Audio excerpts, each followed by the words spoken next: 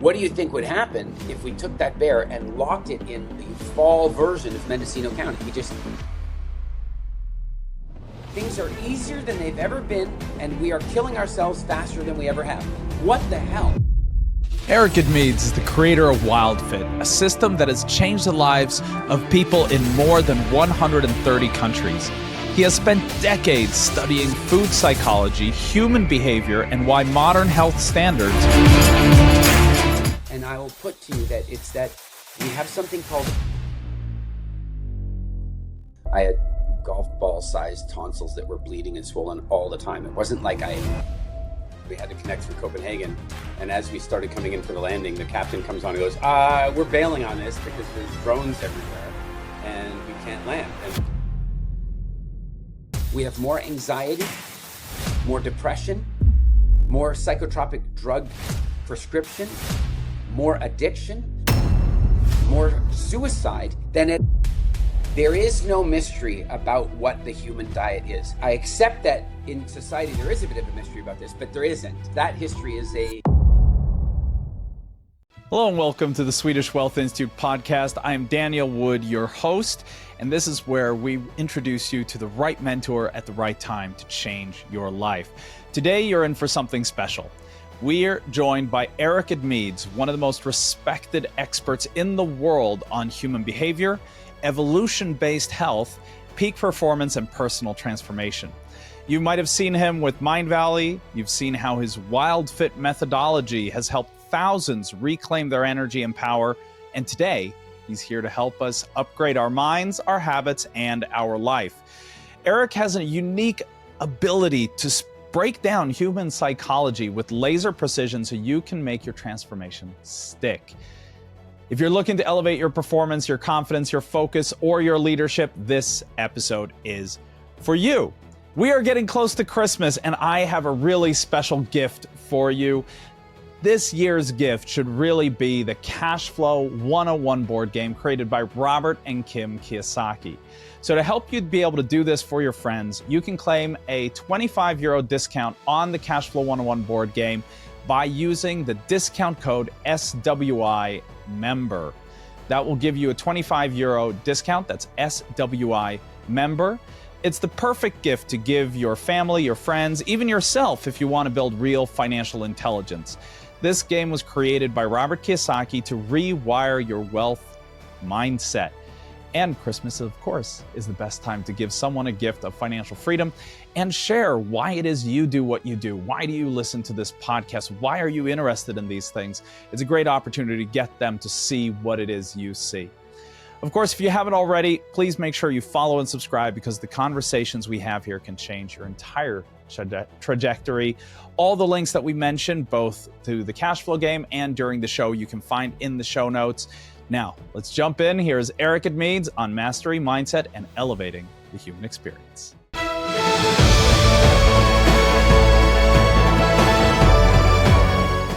So start with your kind of background, your backstory. Like, obviously, you're a hugely successful speaker, author. Now, where did it begin? I guess it really began with, when I left school, like many people, I had a bunch of different questions about what I wanted to be when I grew up. Because, back then, the idea was you made a decision about what you were going to be, and that's what you were going to be. And of course, these days, we know most people have 4 or 5 careers. But my first career in that sense was in sales. I got a crash course in hardcore sales and spent 3 years working on that. And then somewhere along the line, I moved into sort of more professional, high-tech corporate sales and, sort of refined my knowledge in that area. But in parallel, I had gone through a very big sort of health renaissance. I'd gone through this, major health recovery. And so in parallel to my professional life, I had this hobby life. And the hobby life was, why don't doctors study food? And maybe I should, and diving into nutritional anthropology and so on. And these two lives ran in parallel for over a decade, where I left my sales job. I started my own company. I lived in England. I sold that company after 9 years. And then I bought another company and got involved in Hollywood special effects and film production and 3D camera engineering and worked on movies like Avatar and Pirates of the Caribbean and got involved in medical simulation for the US Army and had this whole different life. But yeah, at night, what I was reading and what I was most passionate about was, evolutionary biology and nutritional anthropology, food psychology, and so on. And so about 12 years ago, I ended up making a pretty big shift. And that shift was to move into sort of a more full-time focus on what I really wanted to be doing, which was teaching and writing and all that kind of stuff. And that's where ultimately WildFit was born from, and where my books have been born from, and what I spend most of my time thinking about these days.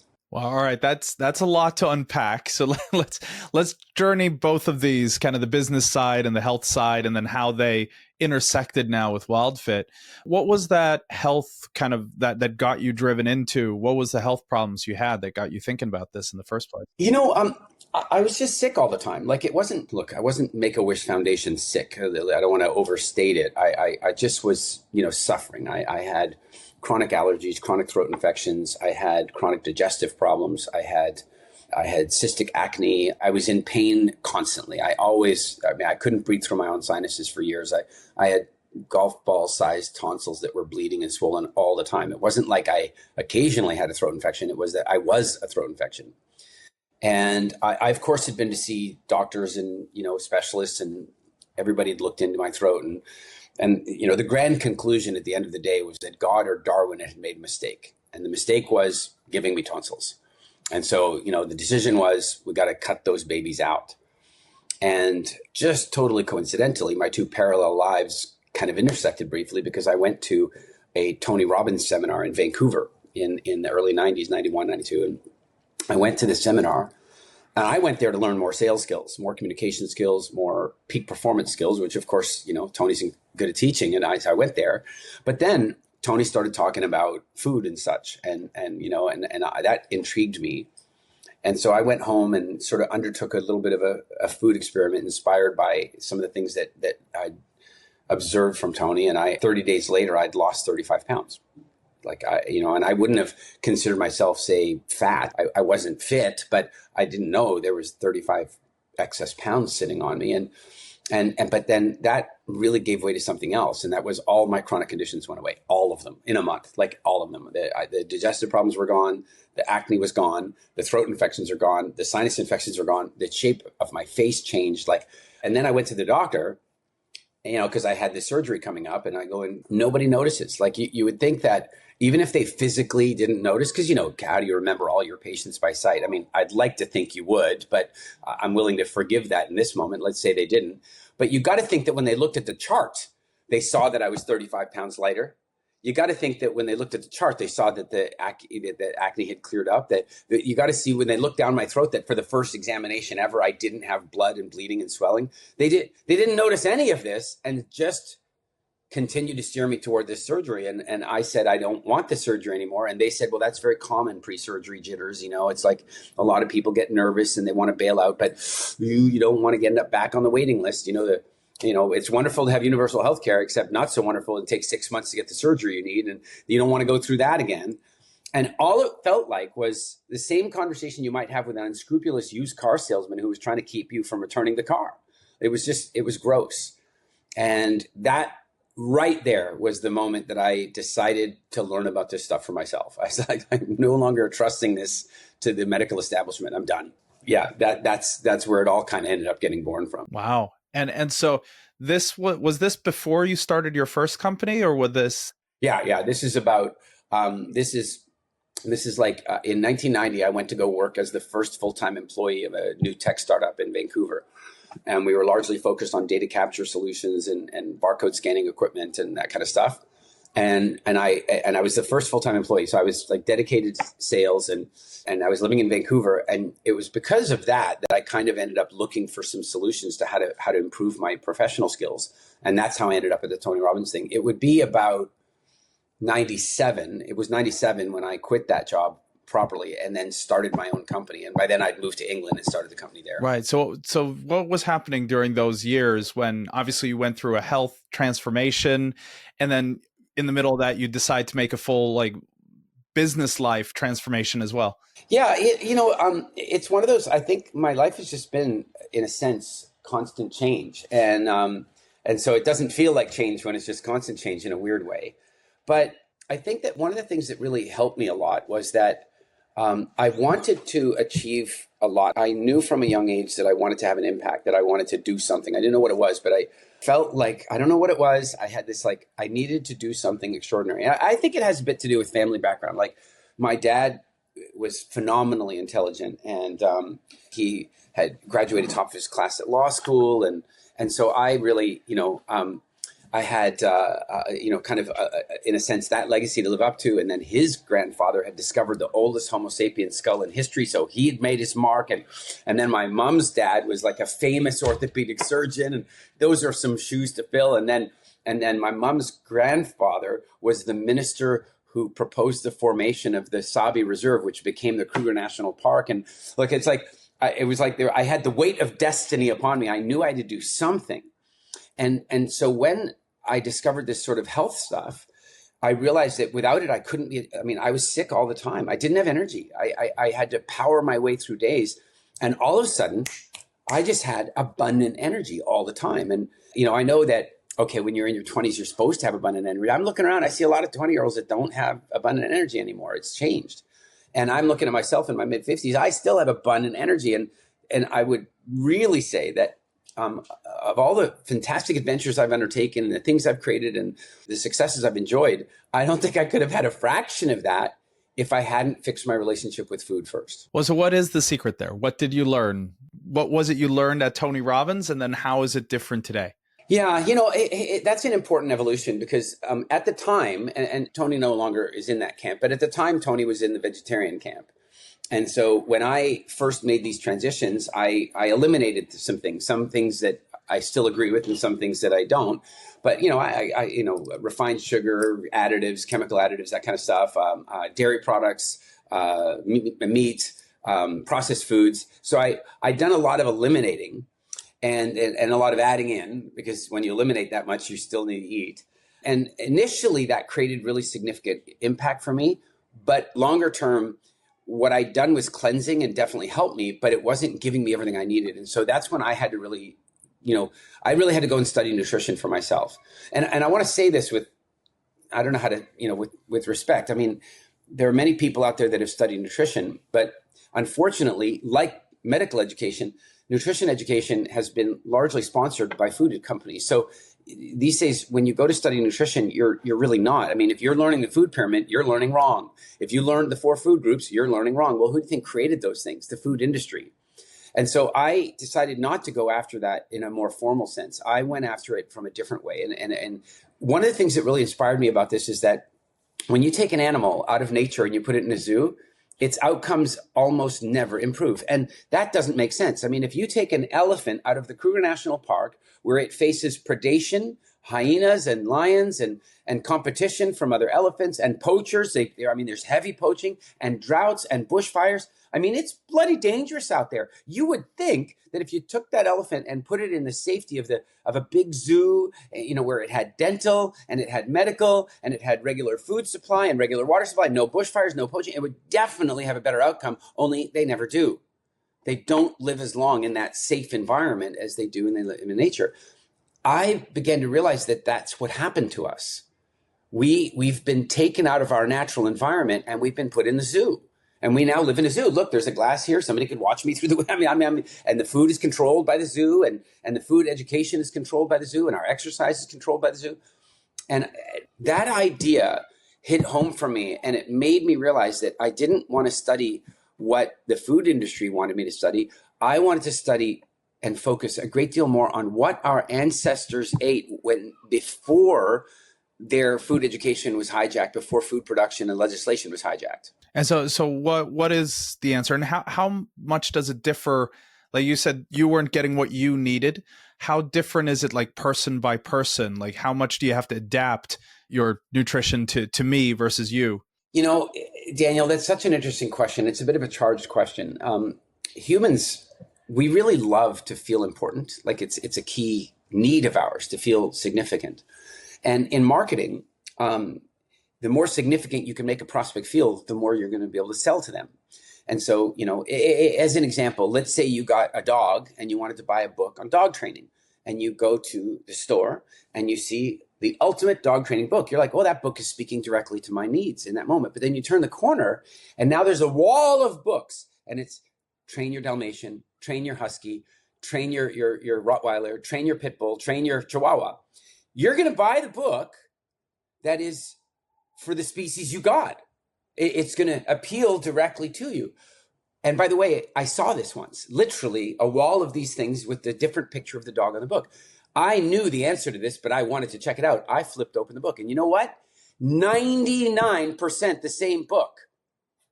Basically the same book, but with tiny modifications based on that breed. As an example, Huskies are really difficult to train off leash. I'm a wicked dog. I'm really good with dogs. I've done, in one of the boarding schools I went to, we kept 100 sled dogs, Huskies, Malamutes, Eskimo dogs, and so on. I'm good with dogs. I can't even train a Husky properly to train off leash. So 90% of the book says the same stuff. And then it says, and by the way, with Huskies, now, what I want to suggest is that nutrition is largely the same way. You and I are far more similar than we are different. And you and I are far more similar than most people even appreciate. And I would be able to say that even if you were Japanese or even if you were African.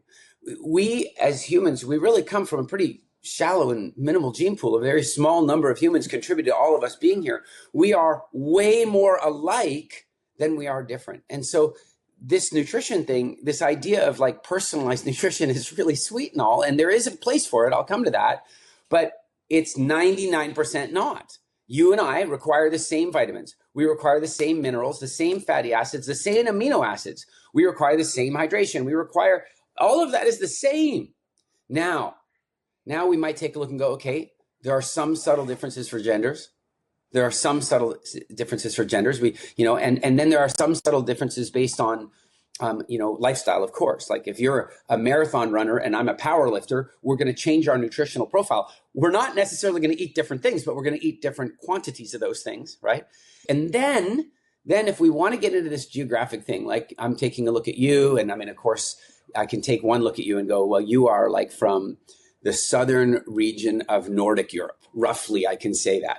And how do I know? Well, you've got dark hair, which leads towards southern, but you've got light skin and you've got light eyes. Why does that tell me where you're from? Because you evolved the right skin and hair and so on for your proximity to the sun. That's what drove it. But those subtle changes are very, very recent. And there are some very subtle nutrition changes in that same window, but they're small. And mostly they have to do with food sensitivity, they don't change your basic requirements. So you and I have the same nutritional requirements. And that is basically true of everybody on earth. And then there could be some optimizations. You might have subtle changes to your methylation pathways. You might be lactose tolerant versus not lactose. That doesn't mean that milk's good or bad for you. It just means you react to it differently than the next person. At the core, much more we are the same than we're different. Cool. So, all right. So give us an overview. What should we be eating? What should we be avoiding? Everybody wants it to come down to this. They want me to give them a meal plan. And so let's say this. There is no mystery about what the human diet is. I accept that in society, there is a bit of a mystery about this, but there isn't. What I mean is that history is a combination of confusion and cognitive dissonance. There is no actual mystery about it. The mystery has been created because the more confused we are about food, the more likely we are to just surrender to their food guidelines and their marketing and so on. So to get to your answer, let's do this. What we would want to do is we'd want to compare, let's say, our ancestors, and then we might want to compare against, say, modern times hunter-gatherers, like hunter-gatherers that are still living in a relatively unadulterated way, still following their core instincts within their environment. And then we might also want to look at our closest primate relatives, assuming we accept that they're primate relatives. And I know some people don't, so that's fine. But if we did accept that, then we'd want to look at chimpanzees and bonobos. So let's do that. Chimpanzees and bonobos, what do they eat? Well, they eat seasonally available fruits, vegetables, meat, nuts, seeds, and so on. That's what they eat, right? They tend to consume quite like a higher percentage of fruit, maybe than some of the other things we're going to compare, because they live in forests where they have more regular access to those things. Now we take a look at our ancestors, and this is fairly straightforward. There's lots of fossil record, but the best place to look at this is the caves on the coast of southern Africa, where they've dug down into the cave floors, put glass walls up so you can walk down a set of stairs and you can see 200,000 years. People have been living in these caves for 200,000 years. Forget ancient Egypt. 200,000 years of people living in the same address, right? And then you can see exactly what they've been eating for 200,000 years. And here's what they're eating: seasonally available vegetables and fruits and meats and fishes and shellfish and nuts and seeds. Okay, so oddly similar. But then we can look at today's modern day hunter-gatherers, which I've had the privilege of spending a great deal of time with. Over the last 15 years, I have been visiting the Hadzabe people in East Africa, and I've observed in many different seasons what it is that they eat. And here's what they eat. It's gonna shock you. Seasonally available vegetables, fruits, meats, nuts, and seeds. Like, there it is. That's the deal. And so I would put to you that our diet should be focused predominantly on those things, seasonally available fruits and vegetables, meats, fishes, eggs, that type of stuff. And to some degree, some nuts and seeds and stuff, again, seasonally. That's where our focus should be. But it's not quite that simple, because we also evolved metabolic modes. We run different metabolic systems, or let's say energy management systems, depending on what season we're in. Now, I don't mean what season you're in, wherever you're sitting now. I mean the season that your DNA evolved in predominantly, which is, say, sub-Saharan Africa. So the seasons were like winter, which was drought and lack of food and lack of water. And then there was the season following that was spring, which was abundant water, abundant hunting, abundant greens, and so on, but not much in the way of fruits and stuff until the fall, summer, fall. And in the summer, fall, now there's an abundance of root vegetables and fruits and honey and so on. And this was a cycle that our ancestors went through every year to some degree. I mean, some years were longer than others. A drought might last 6 years, but generally speaking, they went through the cycle, and we evolved energy management systems to match that. So this is the tricky part. It's not just about what you should eat. It's about when you should eat them. Because if you eat everything that you're supposed to eat, but you don't create any seasonal fluctuation in your metabolic systems, there are consequences. The best way to describe that might be, imagine there are bears in Sweden. Right? Oh yeah. Yeah. There are bears in Sweden. I know we have them here in Estonia, but I often think about the bears in Mendocino County, because I was staying at John Gray. You know John Gray from the Mars Venus books, and so he's a good friend. And I was staying at his ranch. And one morning I got up to go for a walk, 5:36 in the morning. And right there on the trail, a pile of steaming bear poop. Right there on the trail, steaming. And steaming means the bear's nearby, right? And so I'm taking a look and looking around. But then I look, and you know what? You can see exactly what the bear's been eating, because, there's crunched up berries and leaves and all this kind of stuff. Here's the thing. In the fall, the berries are out, and the bear is doing everything they can to get as many of those as they can. They're eating honey. They're eating carbs, and those carbs are slowing their metabolism, boosting their cravings, creating some insulin sensitivity, and helping them store tremendous amounts of energy because the winter's coming. What do you think would happen if we took that bear and locked it in the fall version of Mendocino County? We just kept it perpetually in fall. Well, its metabolism would keep slowing down. Its cravings for carbs would continue to accelerate, and its insulin sensitivity would grow, and it would likely put on weight. It would become overweight, and then it might even become low-grade diabetic, and it's never had a Mars bar. So to answer your question, we should be eating seasonally available vegetables and fruits, and we should be eating meats and fish and eggs and so forth, and maybe also seasonally available nuts and seeds from time to time. And we should be cycling those things to mimic, to some degree, the fickle changes of Mother Nature. Wow, that's really interesting. A lot of people expect this type of advice to have come from clinical studies and PhDs and all that. So what can you say to that? Like, how do we know that this is real, that this works? I'll approach it two ways. There at this stage, there is so much knowledge and peer-reviewed knowledge and studies and so forth about, say, the keto diet, and about, like, say, paleo-based diets and protein-based diets and stuff. And so there's a lot of corroborating evidence now to suggest that these things make sense. But what I really rely on more than any of that, because I have to say this, and I'll say this maybe as gently as I can, but our educational institutions are not pure. They are not immune to manipulation and bribery. And would you like a new library as long as you include this in the course curriculum? They're not, that stuff happens. And we've clearly seen that. I mean, I will simply put it to you this way. You can become a medical doctor in the United States. You can become a medical doctor without ever studying nutrition or food. You let that land for a minute, because I think we can all agree that food is going to play a big part in our health. I mean, right? And well, that's the saying when you've grown up, right? You are what you eat. Yeah, and you are what you eat eats. Like it's very complicated and important. And you can become a medical doctor. You can spend 6 years in university and not study nutrition or food in any way in the United States. And by the way, I like to say it that way first, so that people that are living in, say, more academically proud countries like Sweden, it's the same in Sweden, and it's the same in Norway, and it's the same in England. And the only country that I've been able to find so far that has a requirement, a non-elective requirement for nutrition study, was Albania. That's the only one that says, and I know some are now working on it. I know that recently, part of the RFK movement is they're now going to apparently mandate nutrition training as part of the medical training, but it's not. And so many times people go, well, Eric, I mean, what right do you have to give this advice if you're not a doctor? I'm like, if your doctor is giving you nutrition advice, you should probably sue him for malpractice because he hasn't studied it or she hasn't studied it. Like now, of course, I'm being a little reactionary. Here's the principle that I think is easy to rely on. Any food advice, any food research, any food fads, any influencer trends that contradict what we know about human history and evolutionary biology must be considered suspect immediately. It's like a solid principle. If we have not been eating it for hundreds of thousands of years, it cannot be essential. It doesn't mean it's bad, but you cannot argue it as an essential thing. Avocados. I mean, I love avocados, and I think they're generally good for us. They've got lots of healthy fats and folic acid and what have you. But the first time your ancestors ever ate an avocado at best was your grandparents.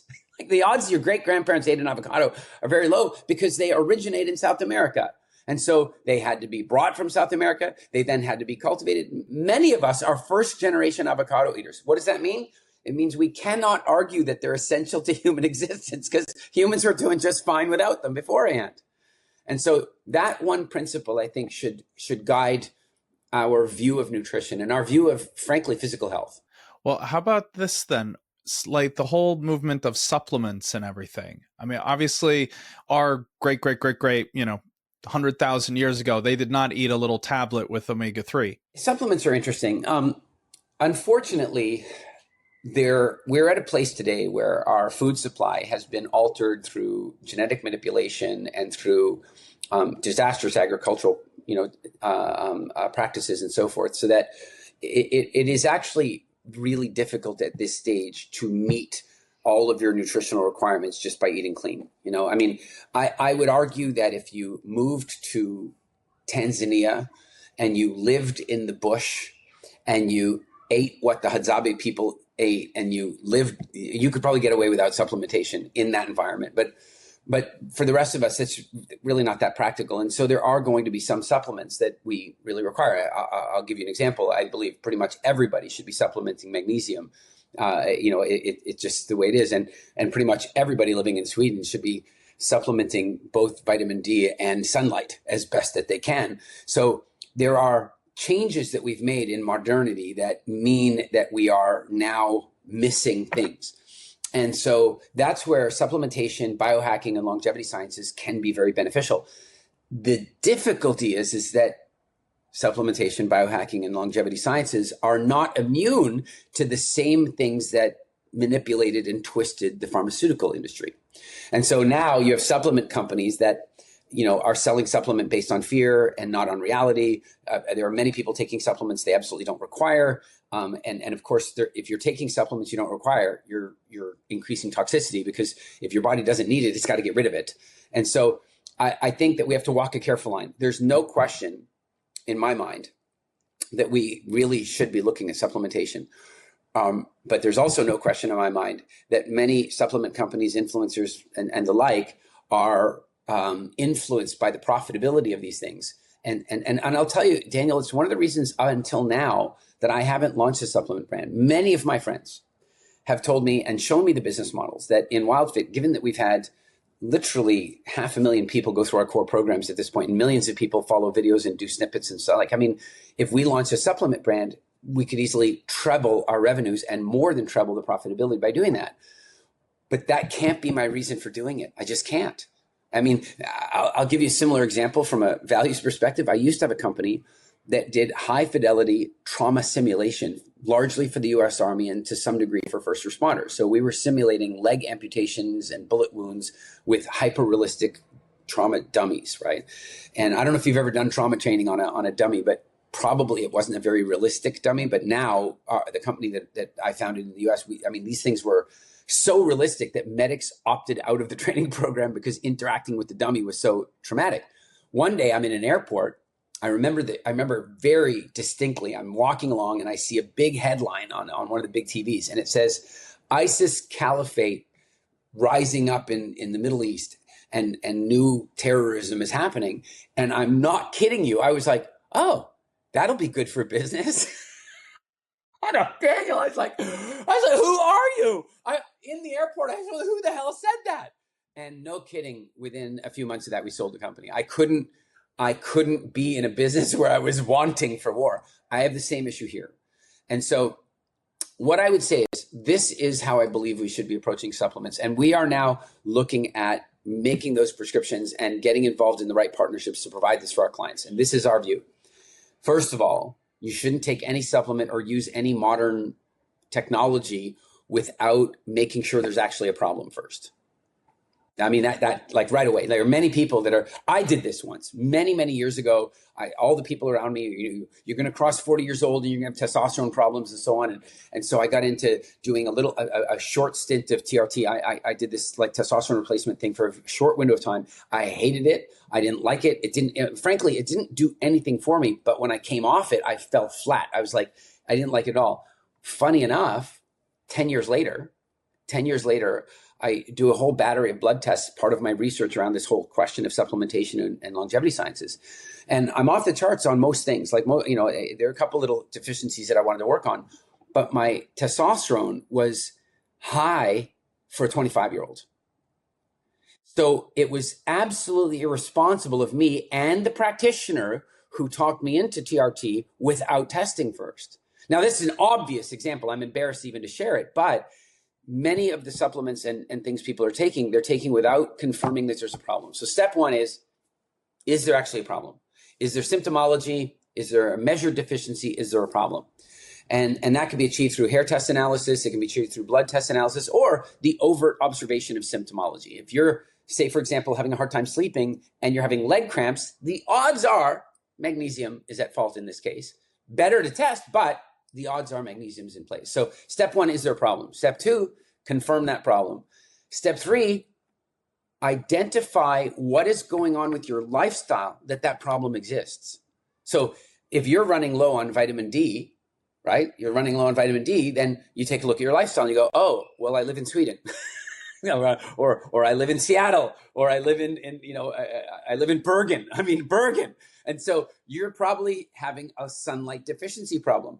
Done deal. We now know there's a problem. So what does that mean? It means we're probably going to look at a vitamin D supplementation, but then we have to understand that vitamin D3 isn't actually what we need. What we need, as I understand it, is D1,25, which is the hormone version of which you can't supplement, which you need to manufacture. And you only manufacture by converting D3 into that by getting sunlight. So even if you supplement with D, you're going to need red light therapy or a travel agent, And so that's the next step, is to identify the problem, confirm the problem, look for the natural solution. And if the natural solution can't solve the problem or is unavailable, then we look at the modern solution. Then we look at the supplement, the biohacking, the longevity sciences, the red light therapy, or whatever the case might be. Right. And so how about like the research that's coming out from Harvard with like Dr. David Sinclair, stuff like NMN, resveratrol, these longevity hacks? What are your opinions on them? I'm really glad they're doing the work. I'm glad that people like Brian Johnson are out there, using themselves as guinea pigs to test a bunch of stuff. We don't have to. Exactly. I don't know if he is going to live any longer, but when I watch it, it looks at least like he's making it feel longer. That doesn't look very fun to me. I'm sure it is for him, right? But what I would say is this, that all of these things, NAD, NMN, stem cells, growth hormone, peptides, all of these things are fascinating. They're really, really fascinating. The challenge is this: where they could be used responsibly for optimization, too many people are looking to them as solution and as shortcut. The GLP-1, conversation is the most, obvious example of this. The Ozempic, Mounjaro, Wegovy, these are simulated peptides. And the reason they're simulated is so they can be patented, right? Rather than using the one, because we make them, like we make that peptide. There are certain foods we eat that cause our body to produce that peptide, which gives you the feeling of satiation. So now what I would say is that it is irresponsible to take that peptide instead of changing the behavior. Because if you change the behavior, your body makes the peptide anyway. So you see what's going to happen now is you're like, well, I just don't want to change the behavior. I want the peptide to change my behavior for me.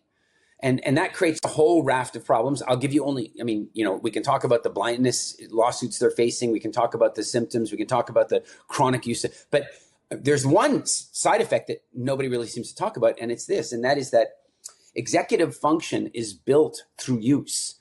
So the part of your brain, I think it's the anterior cingulate cortex, like when you resist yourself, when you do that which you should do but don't want to, or when you don't do what you really want to do but shouldn't. When you do that, you send blood to that part of the brain, which causes it to grow. It's like a muscle, and it gets better, and you develop more self-esteem, and you develop more executive function. So like every time I say I'm not buying pizza tonight.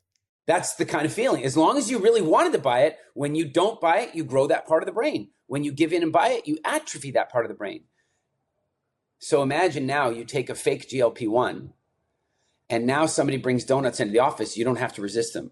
Somebody brings a pizza. You don't have to resist it. The resistance has been taken away. 3 months later, you've lost a bunch of weight, a lot of which has been muscle, unfortunately. But you come off the drug, and the cravings come thundering back in without enough executive function to deal with them. And now you're on this drug for the rest of your life. So what I'm really trying to say is that, yes, there are some wonderful new optimizations coming in the form of supplementation, in the form of biochemistry, and so on. And they should be available to us. But there are two principles to consider first. They work better when you're healthy. They just do. Yeah. If you're metabolically screwed and you're nutritionally deficient and you have a bad shoulder and you go get stem cells, but if you have first built your nutritional profile up, got your hydration solid, got your metabolism right, then the stem cells work. So step one is handle the foundations first, and then those treatments will work in optimization. And then the second one is avoid shortcuts. Like if you think you're going to use this peptide to help you grow your muscle mass, but then you're going to avoid going to the gym, like you're missing the point. And that's kind of my feeling about that stuff. No, I like that. And I mean, just to optimize the actual uptake of those different supplements, you have to be matching it. Like I'll start my day with a little Greek yogurt, because then I have all the supplements that are fat soluble. And then I'll have my smoothie, which is more fruit based, a little later, and I'll have a different round of supplements that is more, sugar, calorie based, or right. So carbohydrate is the word I'm looking for. So I'm trying to match it up, and obviously you have to start with the nutrition for any of it to work. Exactly right. I mean, I remember reading this post by a very prominent influencer that was talking about developing muscle and what have you. And he wrote, and he's like, if you want to build muscle, what you got to do is you got to eat a lot of this protein, and you got to drink a lot of water, and you got to, go lift a lot of weight. And then I just wrote a comment on there and I go, and salt. And he's like, shit. And because the truth is that if you don't put the building blocks in, then all of the interventions you're doing are, misfiring. There, you do have to build that foundation first. And if you put the right materials in, if you're nutritionally solid, if your metabolism is flexible, and now you go after supplementation, peptides, and all that stuff, all those things work so much better. Yeah, well, I mean, it's like what a lot of athletes and stuff take steroids. If they're not in the gym, it doesn't matter how much steroids you take because they don't make the muscle. They just amplify what you're doing in the gym. I'm not telling anyone to take steroids, by the way. They have all the negative side effects. But again, you don't get the positive ones without working out. I have a really great example. Two friends of mine, this is maybe 30 years ago, two friends of mine, both sat me down one day. We're talking about health and nutrition. Of course, I was deep into the nutrition phase at that. I was really like already in, and they were asking me some of that stuff. And then one of my friends had gone from being a really truly like 90-pound weakling to being much bigger than me from a muscle perspective. Like he had just transformed. I hadn't seen him in a few years and transformed. So I was curious about that. So I got talking to them, and then it turns out they'd been using human growth hormone.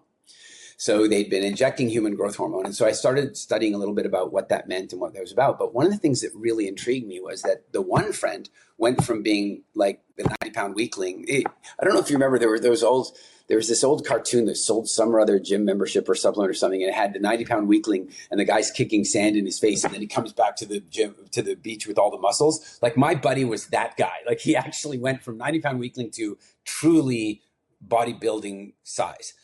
But the other guy who started the HGH at the same time as him hadn't changed at all. Like there was no, and they were dosing at the same level. They were following the same regime. They were basically eating similarly. But guess what?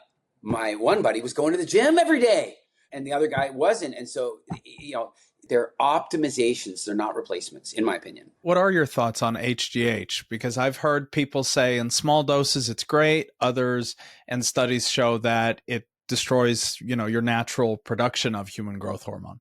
Yeah. I don't know about the destruction of the natural production. I tend to think that anything that you take in exogenous form, like that you introduce from the outside, is going to have, your body's going to go, well, I don't seem to need to make this because you've already got it. And that certainly could be happening.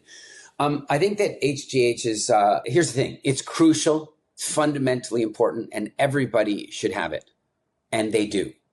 And they do. They make it. And the trouble is that most of us live a lifestyle that depletes it faster than we're making it. For example, if I understand the biochemistry of this right, and I'm no Andrew Huberman, so I'm not 100% certain of this, but I believe that I've seen conflicting news on this, is what I'm really trying to say. My understanding is that insulin is not very friendly to growth hormone. And so if you talk to bodybuilders, you'll find that they will generally sort of use a form of intermittent fasting where they'll have their last meal of the day. They'll wait about 4 hours when they're not producing insulin, and then they'll inject the HGH, and then they won't eat again that night. And the HGH does its work overnight.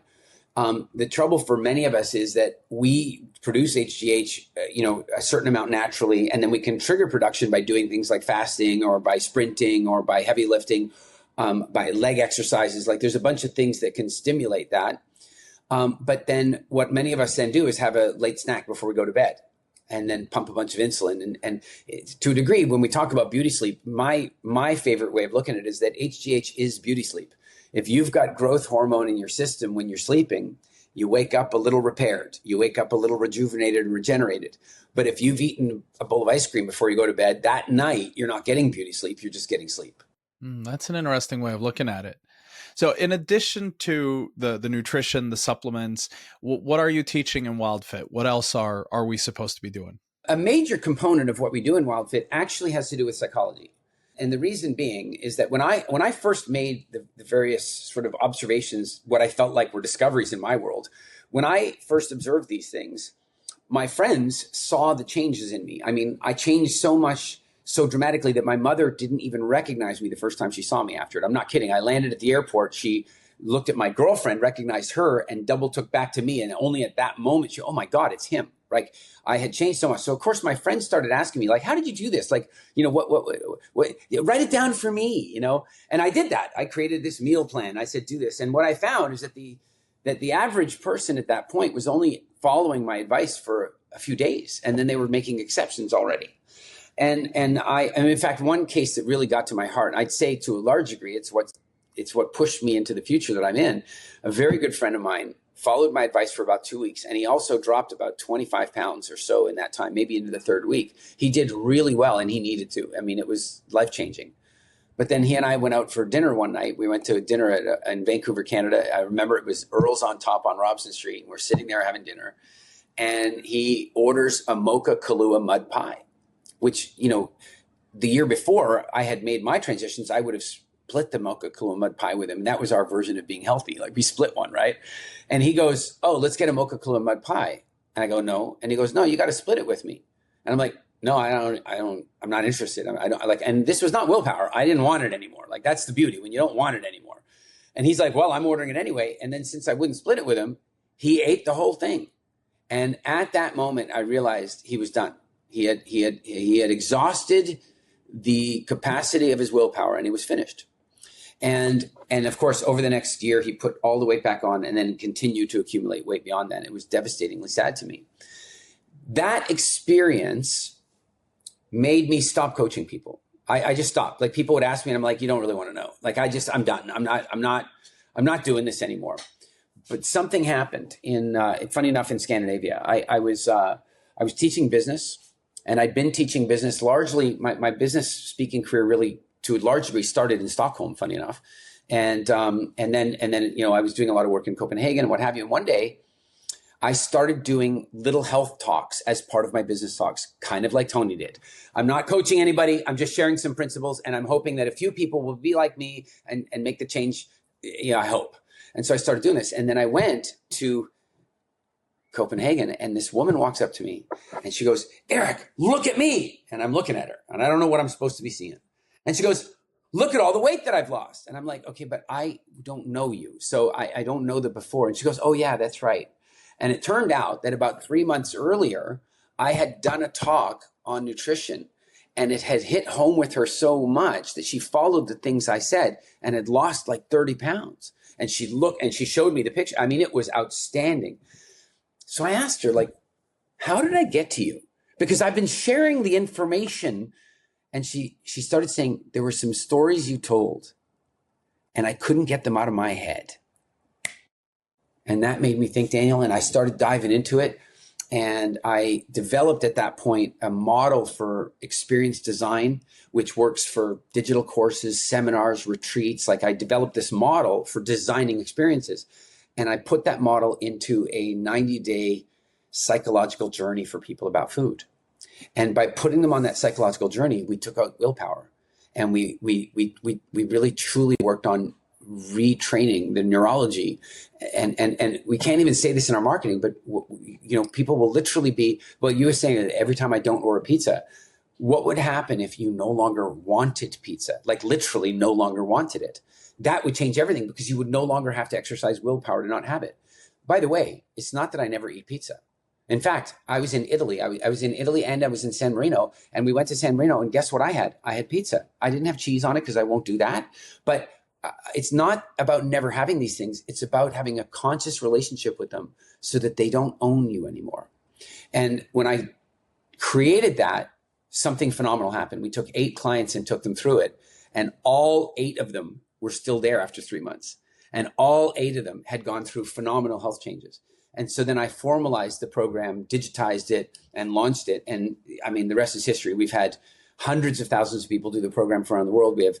We have thousands of cases of weight released that could never be released, diabetes reversed that was unreversible, disease in remission, autoimmune recovery, pregnancies that were told that were impossible. I mean, it has been the work in my life that I've been the most proud of, and it was a hobby. That's awesome. That's awesome. Well, one thing I would like you to talk about a little bit is because most people have a huge fear of public speaking. You teach that as well. And so you just touched on that, the way you use stories. But share a little bit, like how do you use stories as a public speaker to make that easier? It's such a great question. And I know, Daniel, it's so funny. Some people listening going, wait a minute, I thought this was the nutrition guy. What do you mean public speaking? They are so entwined in each other that if I had not overcome my fears of public speaking, I could never have had the impact that I've had around the world. And I want to frame this in terms of how ridiculous it is. In 2018, I get this letter from the Canadian government. I have to go to Ottawa to Parliament so the Speaker of the Senate can present me with a medal for the work I've done in improving the quality of people's lives. So I just want to put to you that had I not overcome my fear of public speaking, none of this would have happened. It's been miraculous for me. So yes, I started I was into my mid-30s before I overcame my fear of public speaking. It was debilitating to me.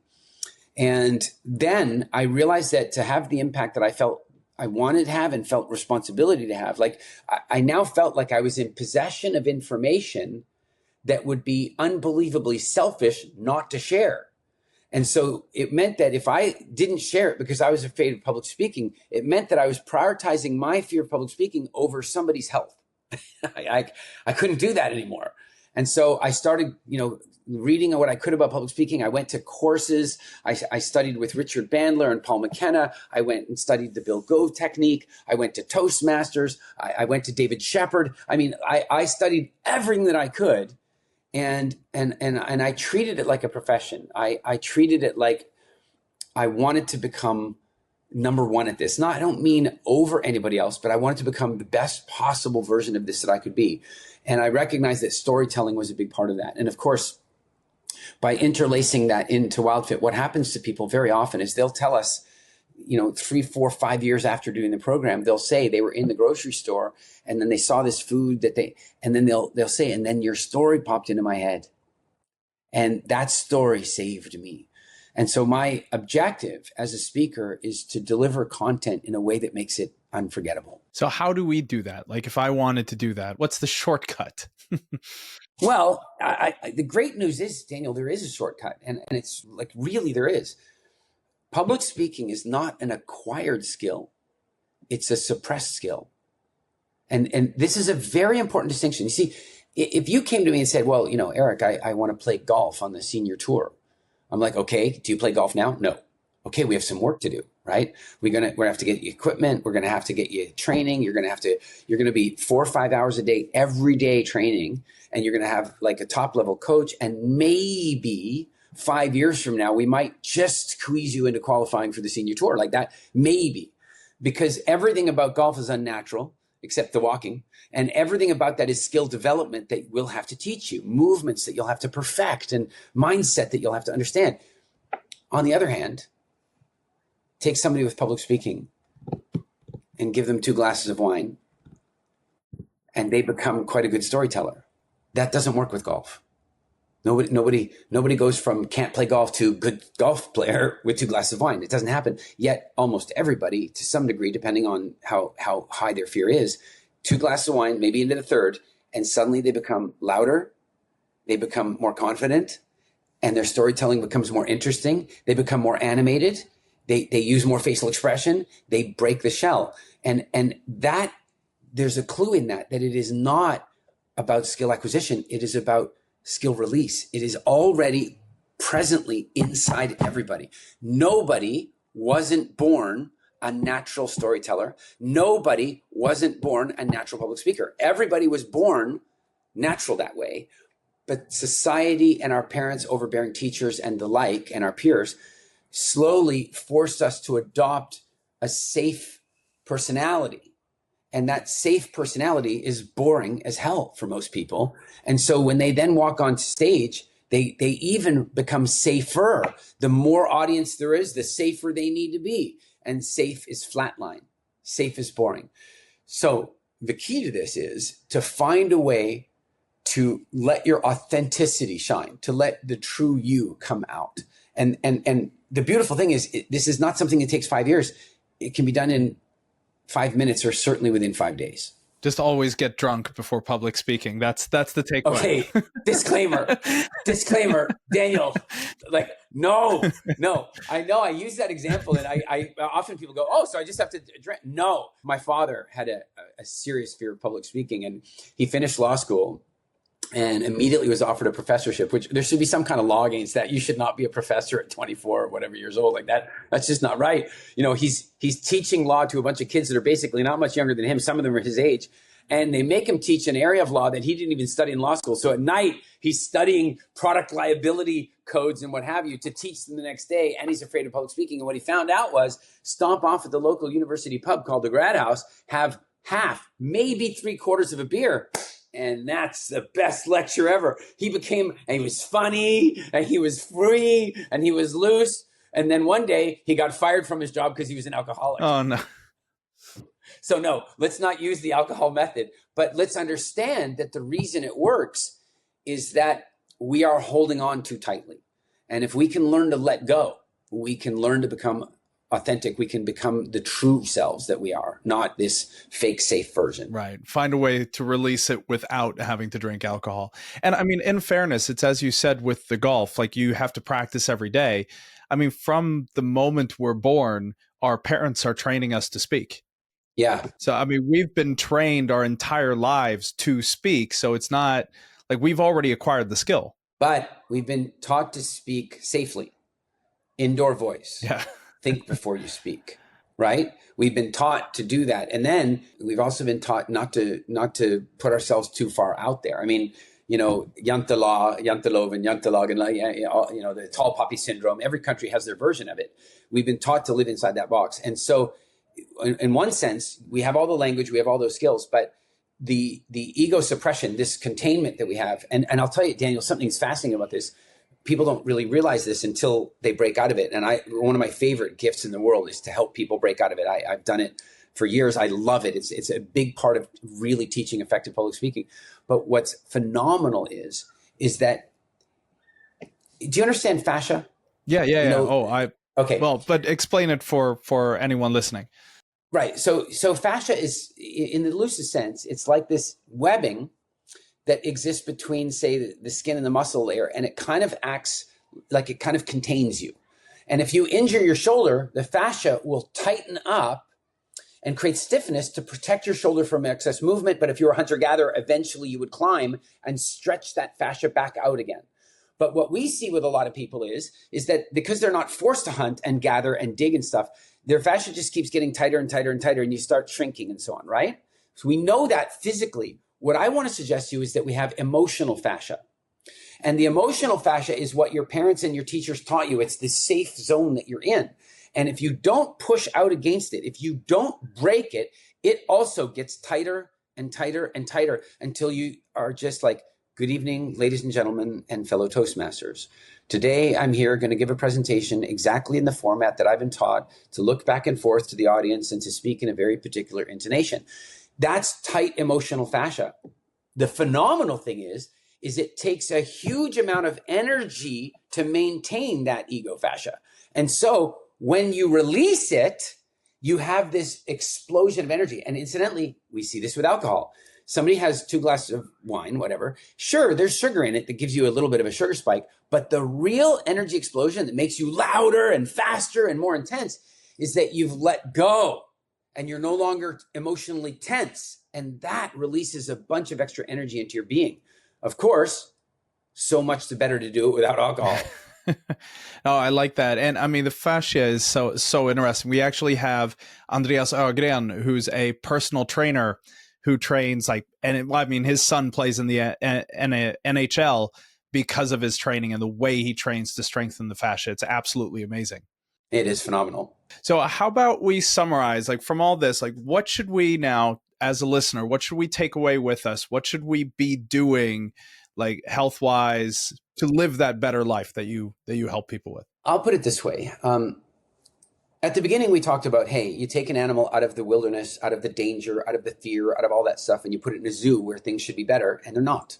They're not. Like, to use the elephant example, if you have an elephant living in the Kruger Park with bushfires and droughts and poaching and all that stuff. And then you have an elephant living in slave conditions in the forestry industry in Thailand. And then you have an elephant living in a zoo. What order longevity do you think they're going to have? I mean, you would assume that the safe zoo animal is going to live the longest. It's got dental, it's got medical, it's got food, but that animal lives the shortest life.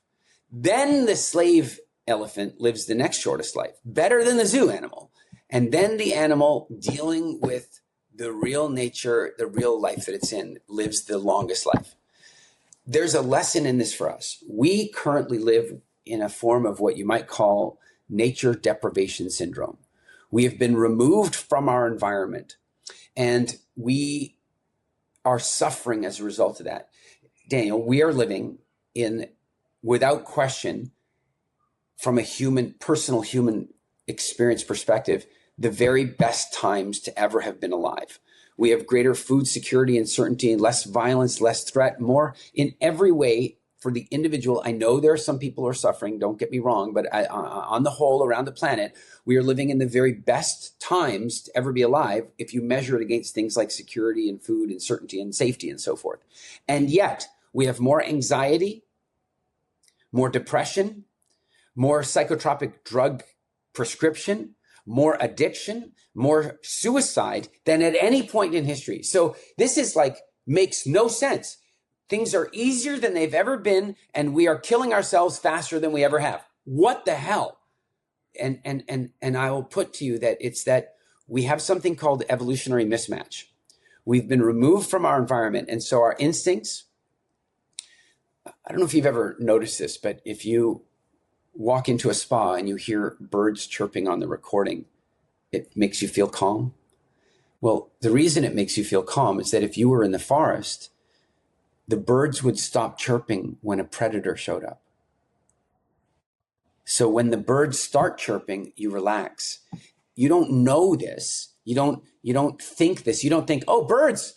Your DNA knows this. When you want waterfront property, it's not because it's sexy. It's because at an instinct level, when you hear water and you smell water and you feel near water, here's some things your DNA knows that you might or might not know, but your DNA knows that water is abundance. Whether it's fresh or salt, it's still abundance. If it's fresh, it's abundant water and abundant food. If it's salt, it's abundant food. But it also means that you're safe from 180 degrees of attack. It means that you don't have to worry about that. It means you can turn and face you're safe. Like these things, our DNA knows. That's why waterfront property is the most expensive property. We know. So evolutionary mismatch is the biggest challenge of our time, in my opinion. And pretty much all of the pain and suffering and symptomology we're facing stems from that. So if you're asking what can we do? Well, what we can do is evaluate where we're struggling in our lives and try to find a path that reconnects us with nature. So if you look at your nutrition, what you want to do is have a diet that's more reflective of a natural human diet. If you're dealing with aches and pains in your body, you want to look at the way you're moving, and then you want to find a way to move that is more aligned with your body. If you're going through the airport, skip the bloody moving sidewalk. You need to walk, you need to move. So in every, and relationship structure, parenting, I mean, if we were to pay much more attention to some of the beautiful sort of natural parenting technique that comes out of ancestral wisdom, we would be saving ourselves a whole lot of problems right now. So if you're asking what's the one thing we can do, I mean, I'll tell you, we developed an evaluation called the GapFinder Test. It's an evolutionary mismatch evaluation. And you basically, look at 10 areas of your life, you answer 10 questions about them, and you go through it. And it looks for evolutionary mismatch in your environment, in your social structures, in your nutrition, your health, and in your financial management. It looks at all of that stuff. And then it produces a super comprehensive report that says, here's what we think you could do to make that better. And I think that's a great place for anybody to start. Failing that, eat an ancestral diet and move around a lot more. Yeah, nice. Well, I was just as you're talking about this, I'm thinking, because I love playing sports, and I feel like whatever sport, it's always it's a battle, right? You're always testing yourself against others. Is that a way of kind of simulating that natural? Absolutely.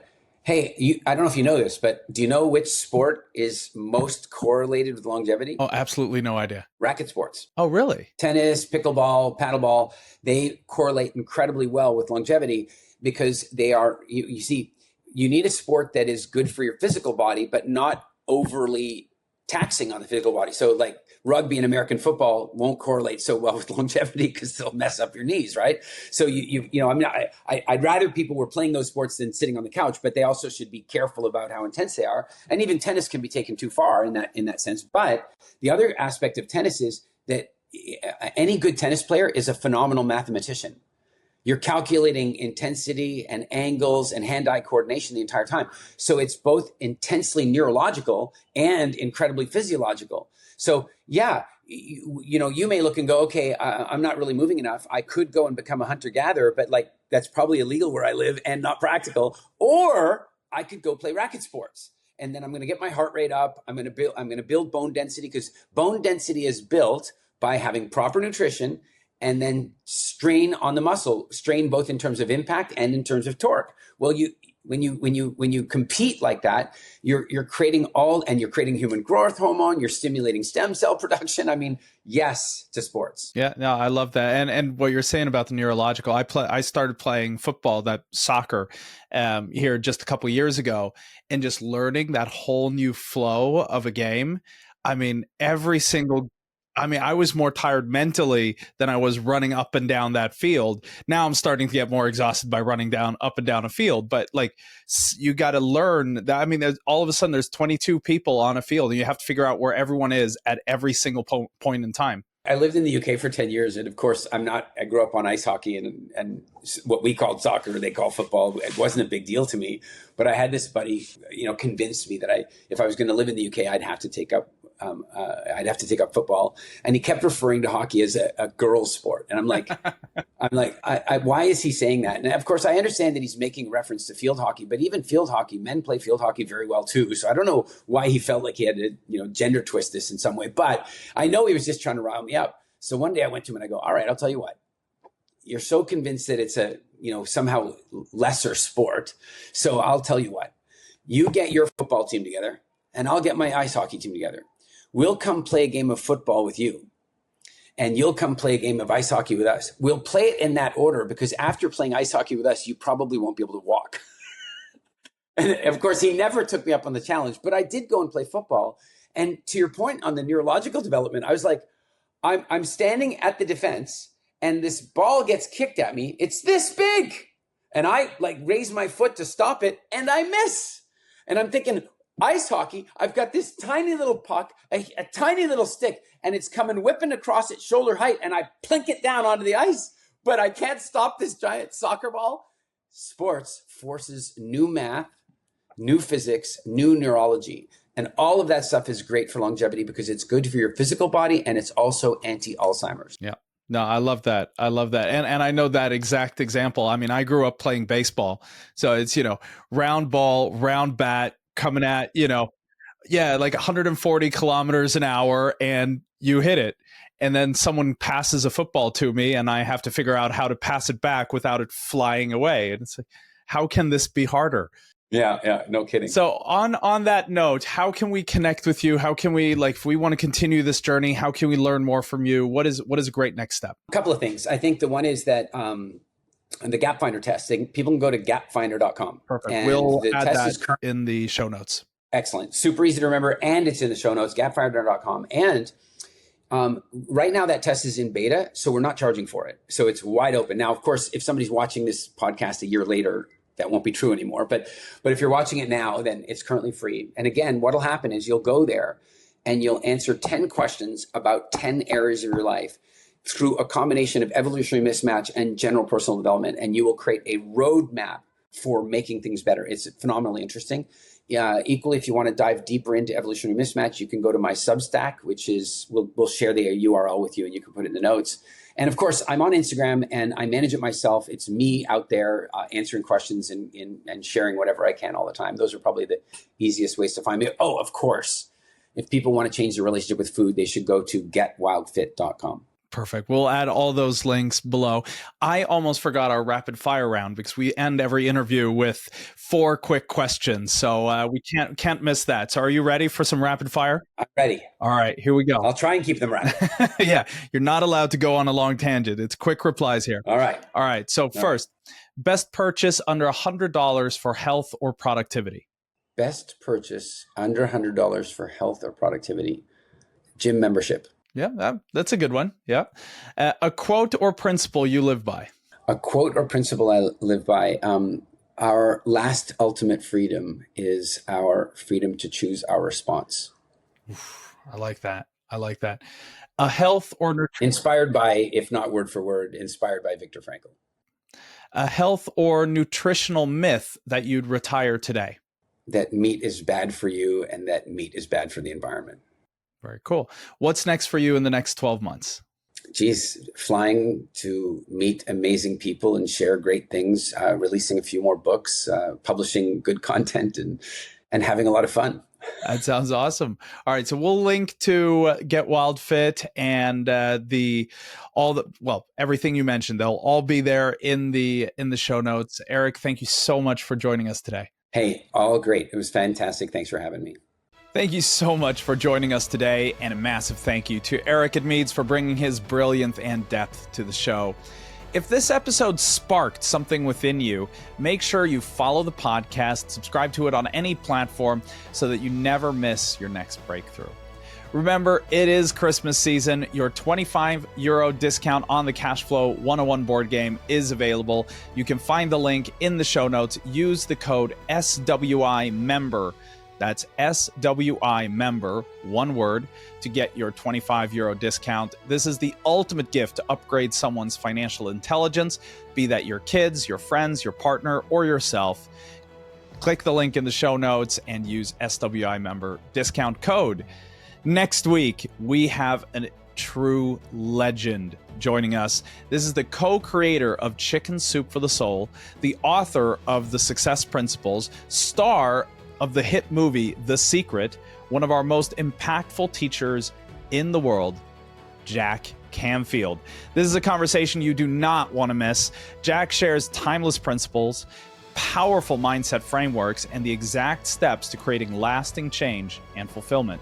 So please make sure you're subscribed, claim your Christmas gift now, and I'll see you in the next episode with Jack Canfield. And I always tell people, listen, you believed in Santa Claus for almost 6 years, so why can't you believe in yourself for at least 1 year? We have documented letters and emails from 2,000 teenagers who didn't commit suicide because of our Chicken Soup for the Teenage Soul books. Jack Canfield co-created Chicken Soup for the Soul and wrote The Success Principles. He'll give you habits that compound fast. Stephen Covey said, you don't want to get to the top of the ladder and find out it was leaning against the wrong wall. So I live in a wealthy neighborhood. I know some of them. They're not happy. They're drinking all the time. They're taking drugs. Their kids are not doing well because they thought the money was going to do it for them, and it didn't. My favorite quote is from Muhammad Ali. He says, impossible is just a big word thrown around by small men who find it easier to live in the world they've been given than to explore the power they have to change it. Impossible is not a fact, it's an opinion. You have everything you need in order to achieve anything you want. You wouldn't have the desire to achieve it if it wasn't meant for you to do that.